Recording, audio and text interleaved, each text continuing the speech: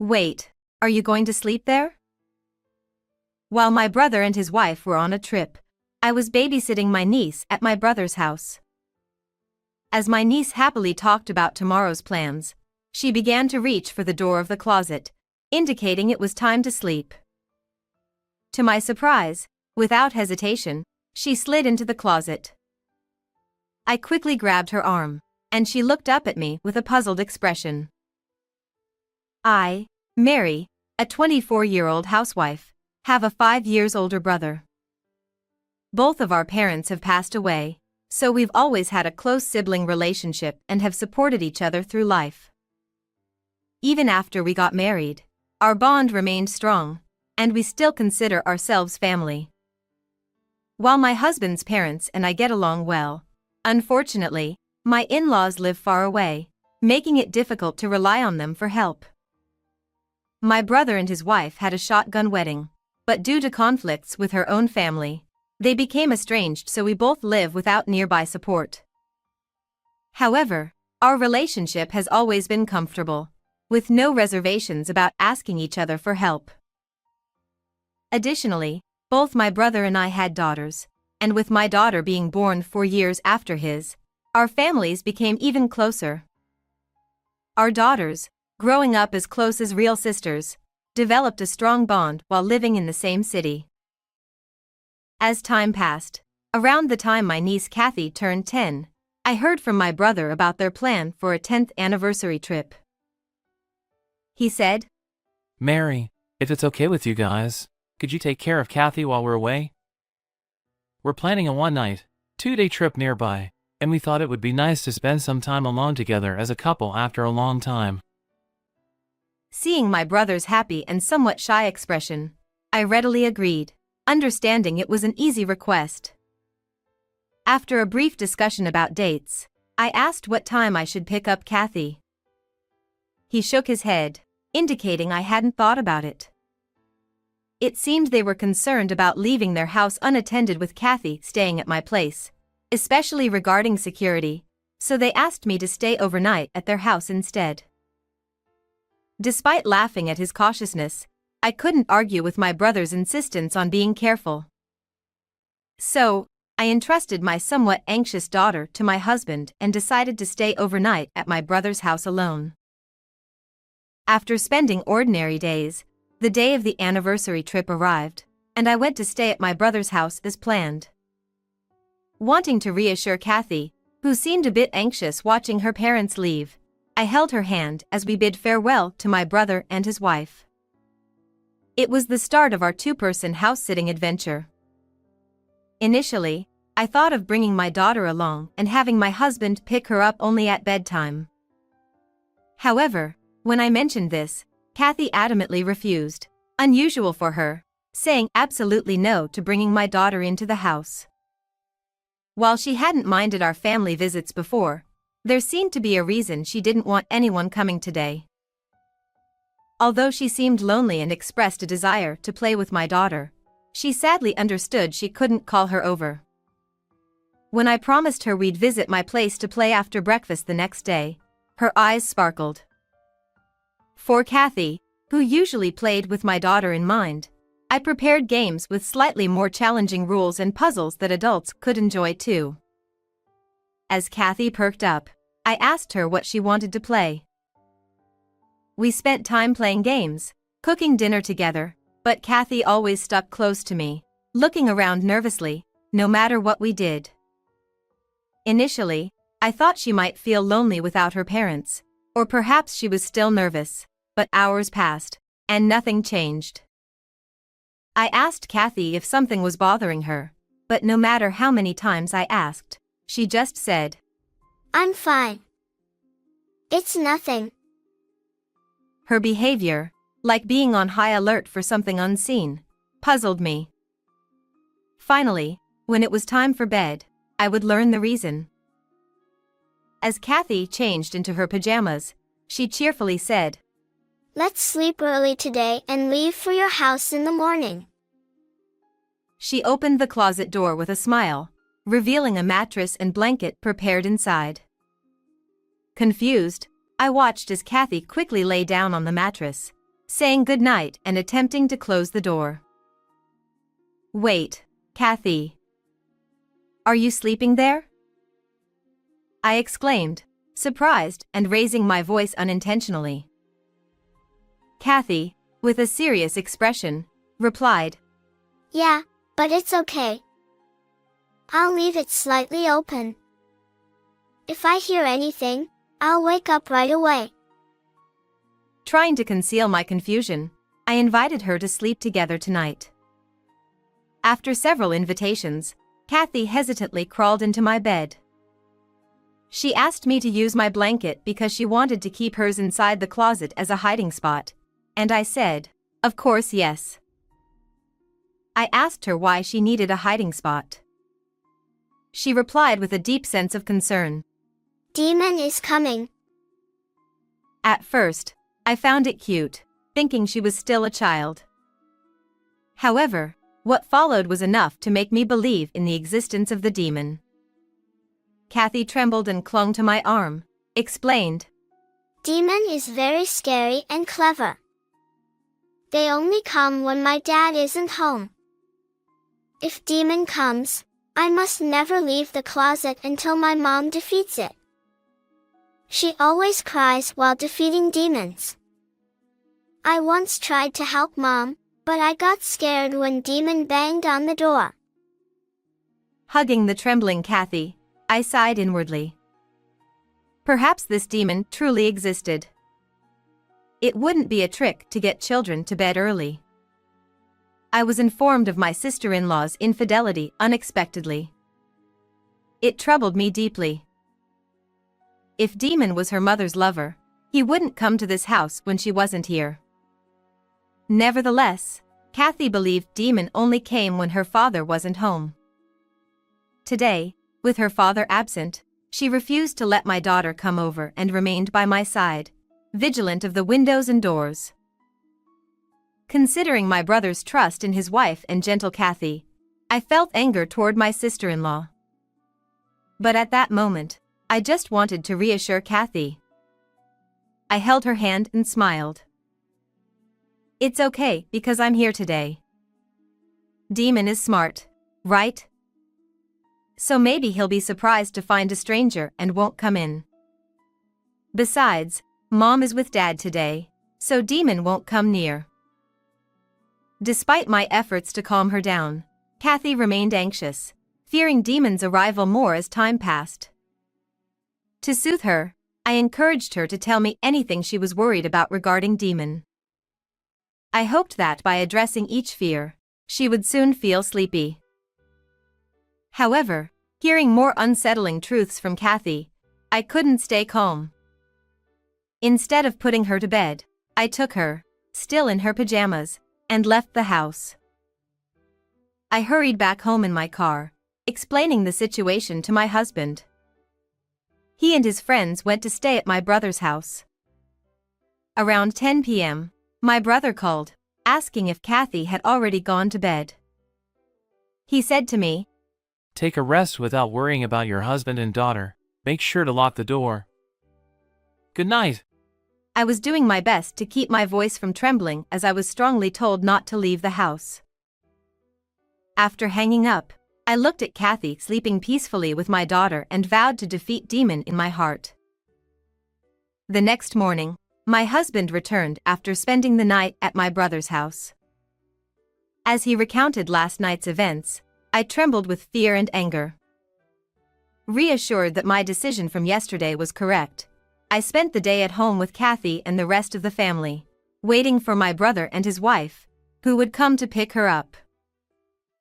Upon seeing my face, my brother immediately interrogated me and Kathy about why we weren't at his house last night. "Why didn't you sleep at our place? How many times did I ask you not to leave the house?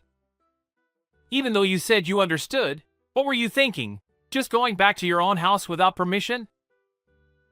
My brother's intense protest about me breaking the promise filled me with discomfort.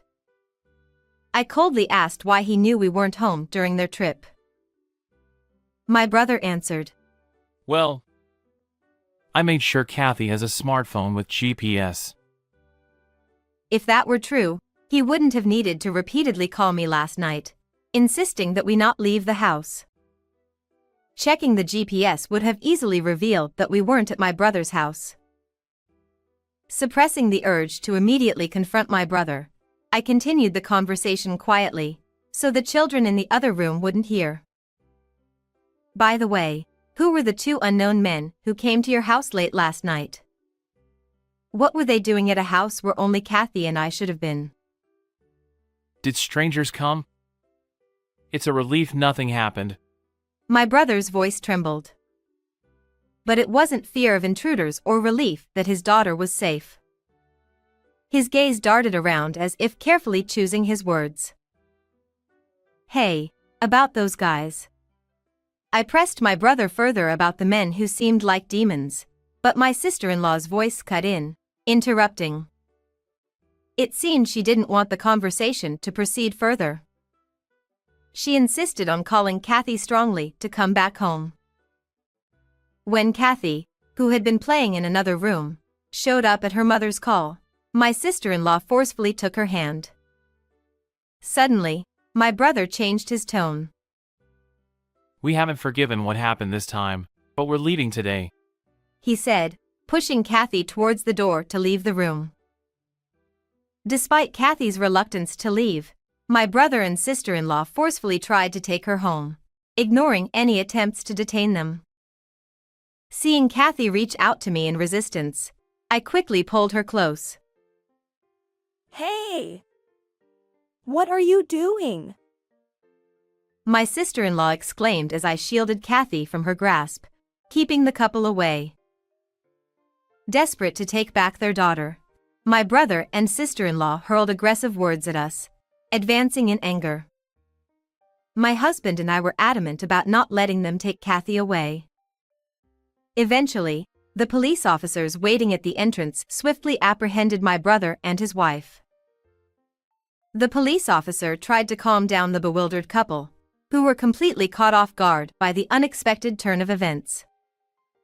Understanding their situation, my brother claimed to the police officer that we were the ones holding their daughter captive and demanded that we be restrained. My sister and her husband took our daughter from our home and locked her up here. Hurry! Please help Kathy! There's no time to waste holding me down. I won't run or hide, so let me go! My brother pleaded. Kathy and my daughter, who had come out after noticing the commotion, hid behind me.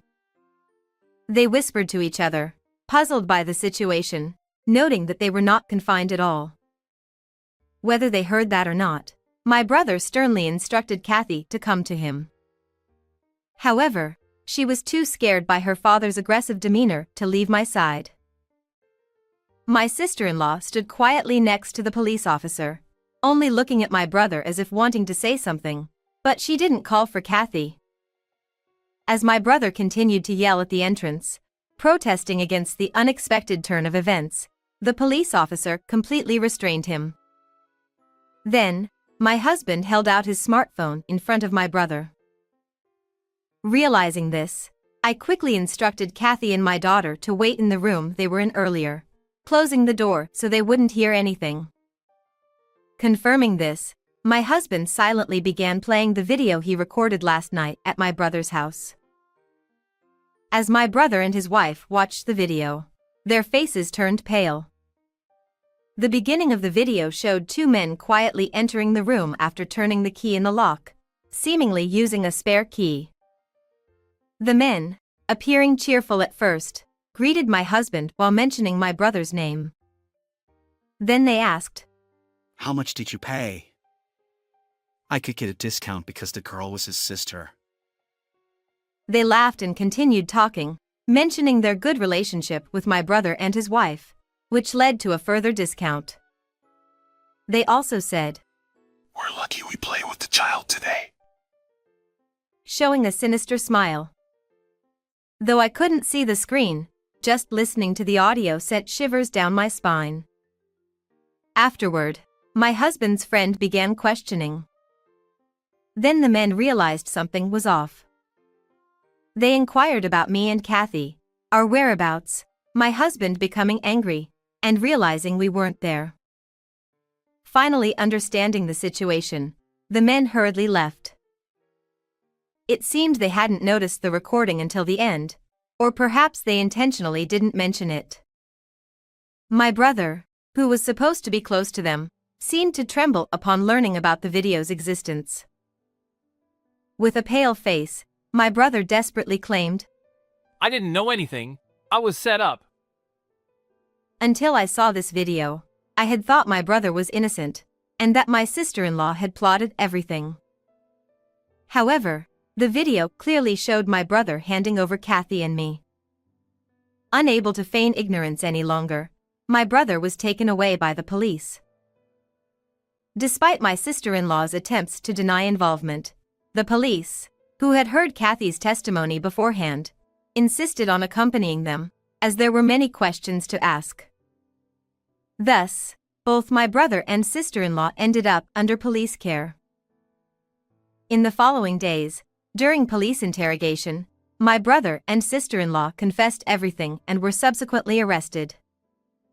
It turned out my sister-in-law had been inviting men to their home on nights when my brother was on night duty, accepting money from them. Realizing there was demand for children like Kathy within a certain circle, my sister-in-law meticulously used Kathy to avoid legal trouble. In order to protect her mother, who was being bullied by the demons, Kathy, unaware of the true situation, obediently posed for photos taken by the men. These were merely innocent photos, devoid of any sexual connotations. My sister-in-law would then develop these photos from disposable cameras and show them to her clients, auctioning them off for a high price. However, she only lent the photos and never sold them. Although I despised their actions, it should have ended as a story unrelated to my husband and me. However, when my brother discovered my sister-in-law's business, instead of criticizing her or protecting his daughter, he started gathering men to become clients. Thinking that increasing employees would increase sales, my brother decided to involve me in the business. However, he couldn't just ask me normally, so he forced me to work and came up with the idea of continuously threatening me by taking photos at the scene. So my brother and sister-in-law carefully chose a date, intentionally selecting a day when there were no neighbors around, and locked me and Kathy in their home.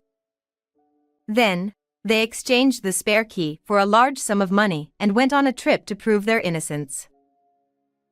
The miscalculation for my brother and sister-in-law was that Kathy, who had always unquestioningly obeyed my sister-in-law's orders, disclosed the truth about the demons to protect me. While Kathy didn't fully understand the conversations happening in the house, she knew that the demons were targeting us.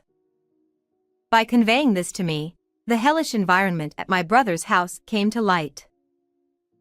That night, after learning about Kathy's situation, I asked my husband to take videos of the demons.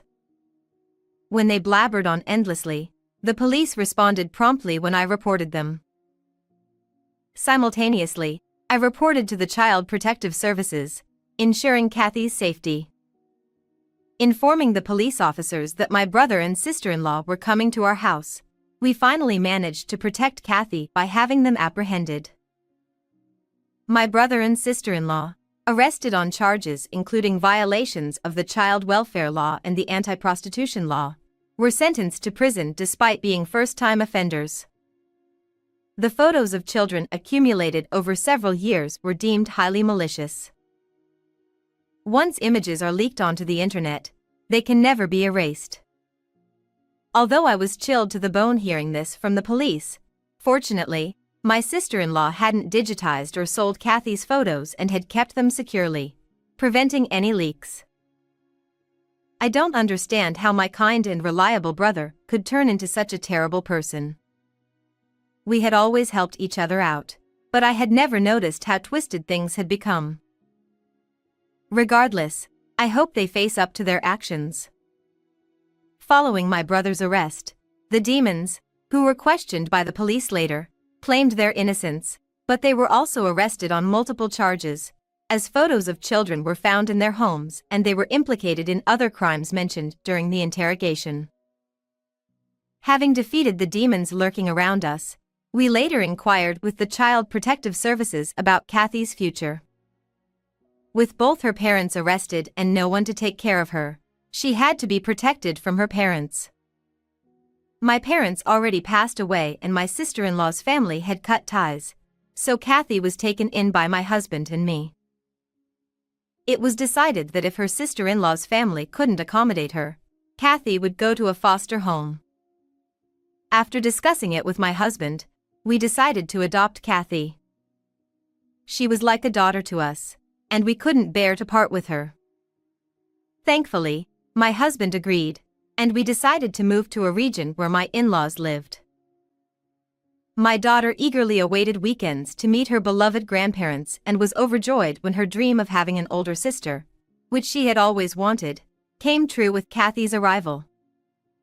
Finally freed from my brother and sister-in-law, Kathy adapted remarkably well to her new environment as a big sister, and we began to live a happy and peaceful life. How did you find this story? Don't forget to subscribe to the channel. See you in the next video.